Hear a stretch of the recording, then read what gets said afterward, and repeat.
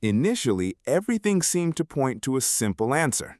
Alabama would name its starting quarterback sometime in fall camp, as it usually does. But as new information began to emerge, a second version of the story started gaining traction, a version in which, with less than 3 weeks remaining before the season opener, that decision had still not been made. And this is where the situation gets more complicated, because there is one specific piece of information stated by the team's own offensive coordinator that could completely change the way this situation is being understood. But before getting to that point, we need to go back to the beginning and understand exactly what is happening in Tuscaloosa. There are less than 3 weeks left before Alabama takes the field against East Carolina, opening the 2026 season inside Bryant-Denny Stadium. And so far, nobody knows who will lead the Crimson Tide offense on that first snap. It's not a lack of public information. It's that inside the program itself, the decision has still not been made. And the reason behind the delay is what has Alabama fans on alert. Offensive coordinator Ryan Grubb, one of the central figures in Kalen DeBoer's system, finally broke his silence on the matter, and what he said was not exactly a reassuring statement. It was confirmation that the clock is ticking. "We're getting close. By next week, we're going to have to make that decision," Grubb said. Close, but not decided yet. And that sentence alone changes the tone of everything, because it means that with fewer than 20 days remaining before the opener, Alabama is still evaluating who will lead the team in one of the most symbolic opening games on the college football calendar. But before understanding why this decision is taking so long, we need to understand who is competing for the job, and this is where the story starts to get interesting. On one side is Austin Mack, a quarterback with an impressive physical profile, a strong arm, and the ability to operate efficiently within the system designed by Grubb and DeBoer. According to analysts closely following the competition, he is a capable passer, the kind of quarterback who can sustain a high-level college offense.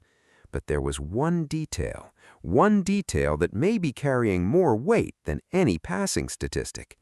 Mack does not have the same mobility. He does not offer the dual threat ability to leave the pocket and turn a broken play into a crucial gain. And that is exactly where the name dominating conversations in Tuscaloosa comes in: Keelon Russell. Russell is being viewed by those closely watching the competition as the favorite to win the job, and the reason goes far beyond his arm talent. It even goes beyond what is normally discussed when the subject is choosing a starting quarterback.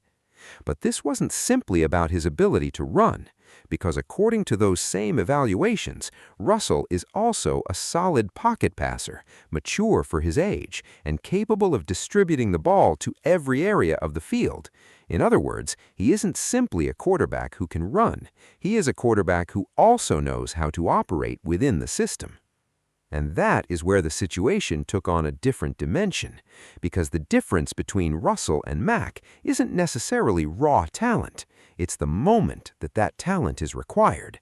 Imagine the scene: 3rd down, 7 yards needed, the receivers and tight ends covered downfield, and Alabama needing a conversion in a high-pressure moment. That is exactly the type of play where Russell's mobility becomes, according to this assessment, the deciding factor. The ability to escape pressure and pick up the first down with his legs is something Mack simply does not offer in the same way. But there is another factor that cannot be ignored, and this is the kind of detail that only someone following the program on a day-to-day basis can truly appreciate. Russell spent much of the last 2 off-seasons working in the weight room. It was quiet work, but it reportedly changed his physical profile and his ability to withstand the demands of an entire season as a starter.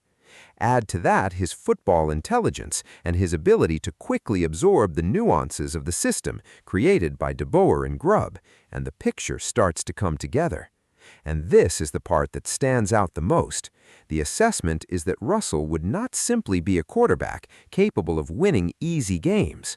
He would be the kind of player Alabama could trust precisely when things don't go according to plan, when a revamped offensive line is still developing chemistry early in the season, when the game is tight and one quick decision can be the difference between victory and defeat. But the final decision still hasn't been made, and that is what keeps the tension in the air. Grubb was clear. The answer will come within a week. That means Alabama will very soon officially reveal who will take command of the offense against East Carolina in the 2026 season opener at home inside Bryant-Denny Stadium. Until then, one question continues to dominate every conversation surrounding the Crimson Tide at the start of August. Mack, with his arm and traditional pocket passer profile, or Russell, with the rare combination of football intelligence, accuracy as a passer, and the mobility that can save the game when everything else breaks down? The answer is coming, and when it does, it will define not only who starts the season as Alabama's quarterback, but also the identity this offense will carry throughout 2026.